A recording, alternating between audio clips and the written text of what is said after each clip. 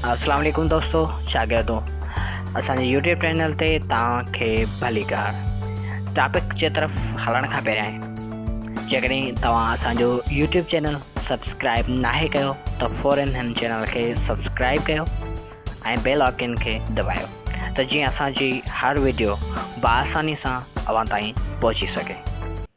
Topic जे तरफ़ हलिजे थो त आसमान नीरो छो नज़र अचे थो। दरअसल ॾींहं जी रोशनी में आसमान नीरो रंग जो नज़र अचे थो। असल में आसमान जो रंग ब्लैक आहे, सियाह आहे या कारो चऊं। ॾींहं जी वक़्तु सिज जी रोशनीअ जे वजह सां ही नीरो ॾिसण में अचे थो। सिज जी रोशनी 7 रंगनि जी ठहियलु आहे, लेकिन जॾहिं इहा रोशनी ज़मीन जे इर्द गिर्द फ़िज़ाई गिलाफ़ में दाख़िल थिए थी त फ़ज़ा में मौजूदु हवा उन रोशनीअ जा कुझु रंग पखेड़े छॾे थी।